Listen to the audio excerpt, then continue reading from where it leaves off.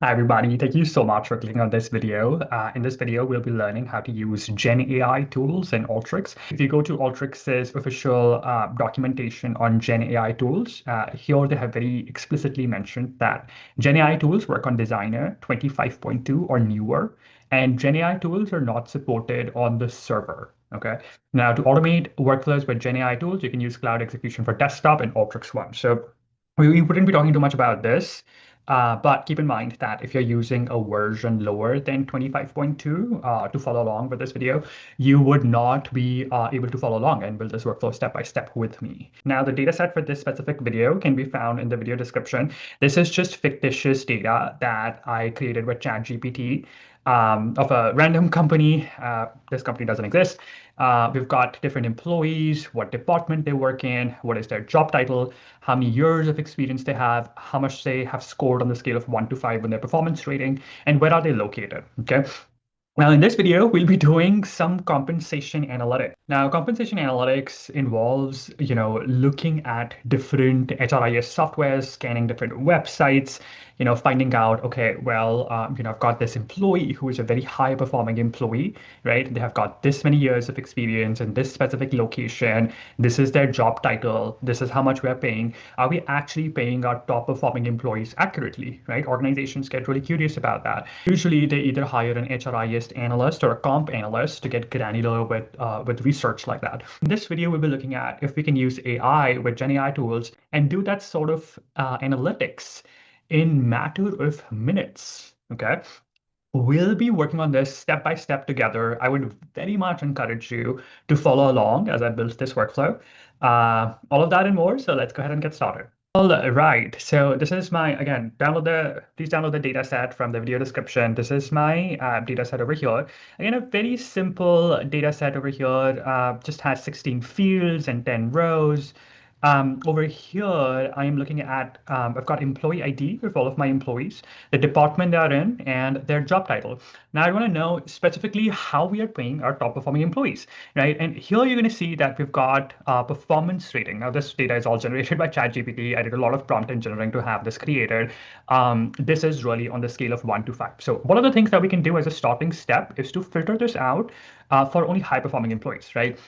And let's define a criteria for that. So here, in this case, we're going to say that our high-performing employees have performance rating that is greater than 4 and above.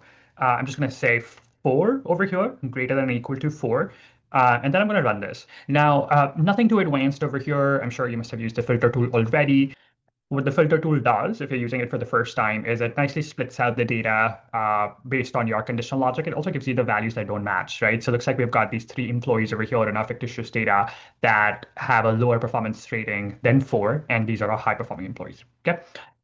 Now that's it. Now this is where our Gen AI tools come in.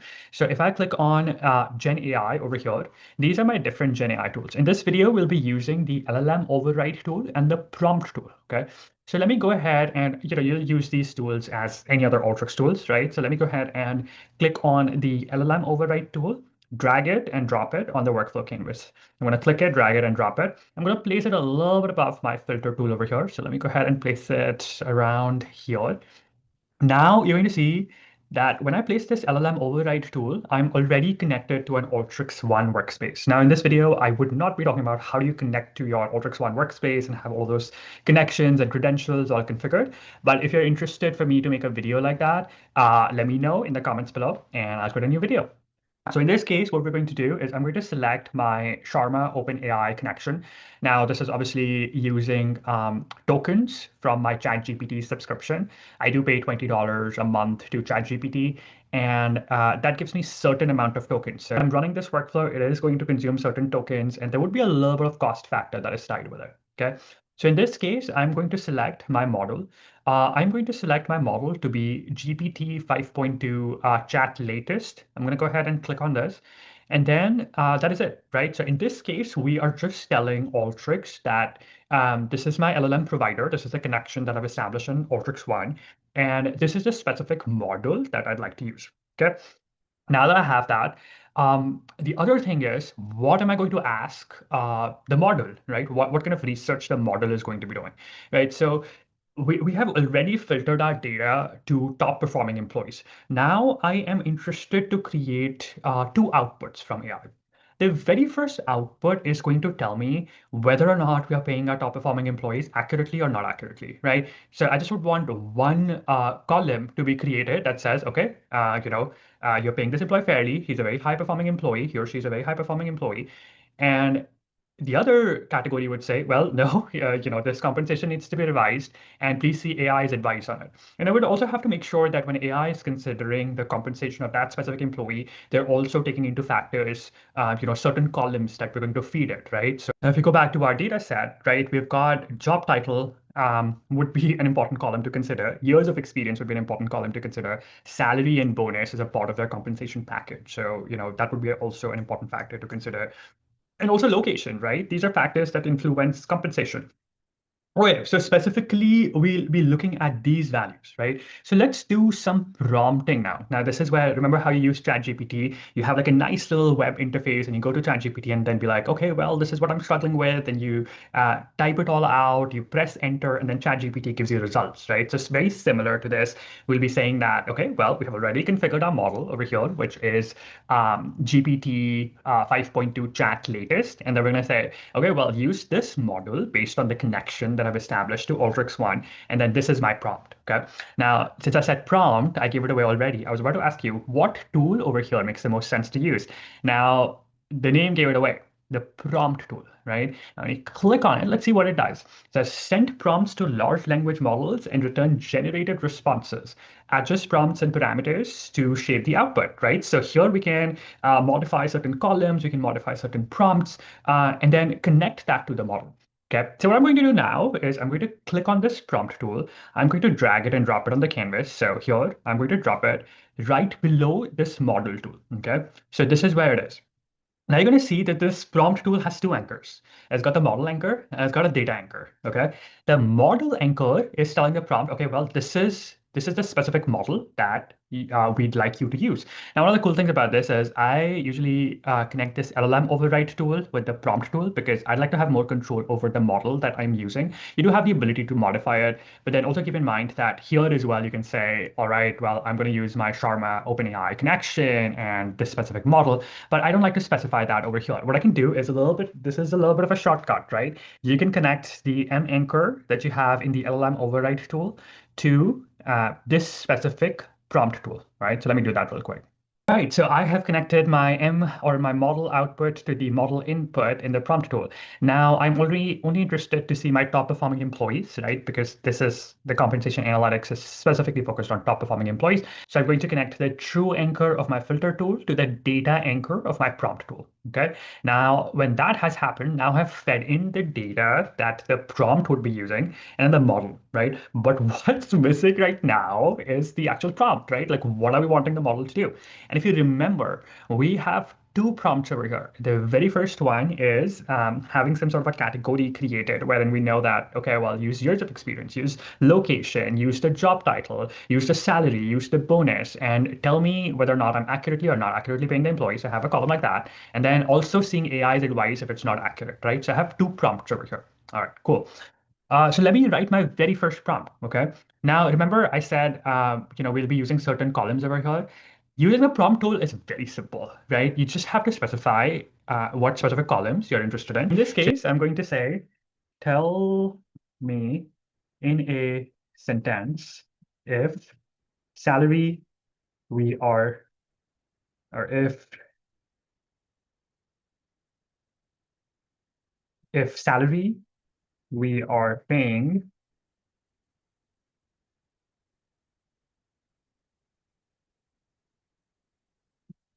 to this employee who is their job title, okay, in this specific location and has years of experience is of work experience is fair or not. honestly, this prompting reminds me a little bit of my French class because whenever we'd have to take tests in my French class, they would give us always fill in the blanks, right? And it would be a test of grammar, and then we'll have like a certain sentence, and then blah, blah, blah, blank, blah, blah, blah, blank. And we have to fill the blanks with actual words. So this is a little bit like that if you think about it, right? If you have taken French classes in India. Look at this. Tell me in a sentence if salary, that's a blank, we are paying to this employee who is job title, that's a blank, in location, that is blank, and has years of experience, that's a blank, is fair or not, right? Now, this is going to be replaced by the actual value, row by row for these 7 rows. And salary is going to be replaced with the actual salary. Job title is going to be replaced with the actual job title. Location would be replaced by actual location. Years of experience would be replaced by actual years of experience, right? So let's go ahead and run this workflow and see what we find. Now, before we do that, let me tell you the response column that you have the option to rename this, right? So here, instead of LLM response, which is a very generic name, I would call this CAI's advice. Okay. I'm going to go ahead and run this workflow. Looks like we're getting some advice from AI, right? Now, I don't want to read every single thing that AI is giving me over here. I am only interested to see when AI is specifically telling me to look at AI's advice, which is the reason why we'll be doing another prompt over here. And this is why we'll be asking AI's advice on it, right? So this model is already configured, and I'm going to connect my prompt to this is my second prompt, wherein I'm going to create that sort of classification whether or not I should be looking at AI's advice or not in another prompt. So let me go ahead and click on this prompt tool. I'm going to drop it on the canvas again. I'm going to connect the output of the filter tool to the data anchor. Okay, so I'm going to just go ahead and connect these two. The model is coming from the LLM override tool, so I'm going to connect this anchor with this anchor. Okay. Now, my prompt over here is going to use the same LLM provider and the same model, but the prompt would be different. I'm going to say, tell me if the salary we are paying to this employee who is in, very similar to our previous prompt, right? And has years of experience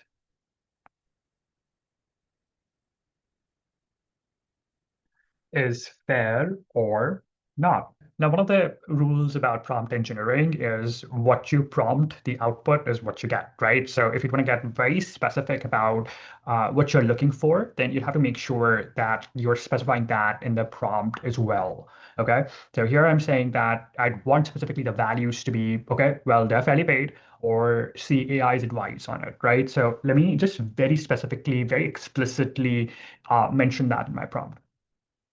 I'm going to say, just say uh, fairly paid or see AI's advice as a column result. Instead of LLM response over here, I am going to call this category. Now, a couple of things I'd want to talk about over here is you can adjust the temperature. Now, there are certain values. If you want a more deterministic and focused response, you can keep your prompt value between 0 to 0.3, 0.4 to 0.7 has balance, creativity. 0.8 to 1 is random and exploratory. So we're doing an exploratory kind of analysis over here. I'm not going to change the 1 value. Also note that that's the default value. And if you also want to control the total number of tokens that each of the prompt call is doing, you can also change the maximum output token value. I'm not going to touch it. All right, so for now, I'm going to go ahead and run this Alteryx workflow. All right, so I just ran the workflow, and you're going to see that CAI's advice, CAI's advice, fairly paid, fairly paid, fairly paid, right? So, and you're going to see that sometimes you get different values from it, right? So this has asterisk, asterisk, fairly paid, asterisk, asterisk. This one just has fairly paid. So sometimes, like, even if you're using the same model, it doesn't give you the right thing, but it's obviously better than going to Indeed and LinkedIn and Gazillion, using Gazillion other HRIS softwares to get granular with some of your analytics. This is like building your own process and getting analytics done in a matter of minutes with LLM tools.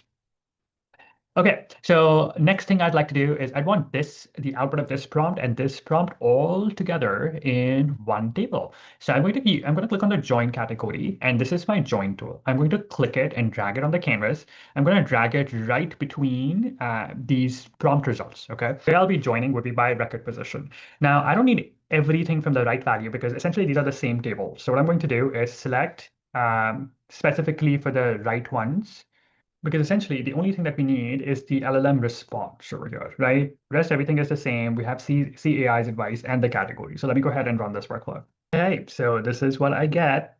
I've got my AI's advice and category all created in one. Now, what I'm going to do is I'm going to use the select tool and deselect the values that I don't need, right? So let's just deselect everything to begin with. I do need the first name, gender, age, department, job title, years of experience, contract type, salary, performance rating, and then I need the AI's advice and then the category. Okay. Now what I'm going to do is I'm going to create like a nice little table from it. So this is where reporting tools come in handy. What I'm going to do is click on the table tool, drag it and drop it on the canvas, connect it to the select tool. I'm just going to group it by department real quick. Let's just analyze this by specific department in our organization, and then I'm going to connect it with the browse tool. Okay.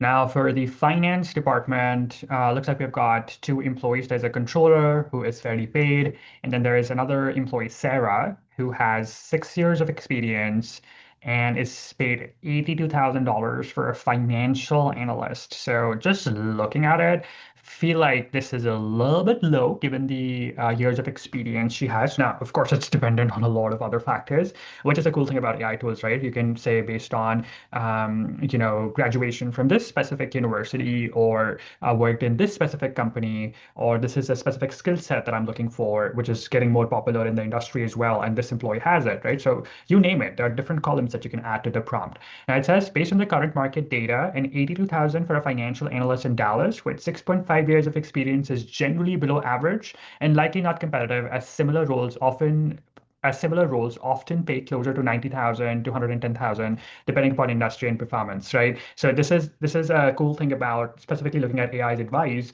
and it's specifically saying that, okay, well, look at industry and look at performance. These could be more additional fields. If you like this video, please don't forget to give it a like and subscribe my channel. Hit that notification button as well. That really helps me with the algorithm. I read every single comment and I reply to every single comment as well. Feel free to connect with me on LinkedIn. I have my profile in the description below. First video of 2026, and I sincerely promise my YouTube subscribers that I'm going to be more regular with content. So if you have any content suggestions, feel free to post them in the comments below. Until next time, thank you so much for watching Analytics with Dev.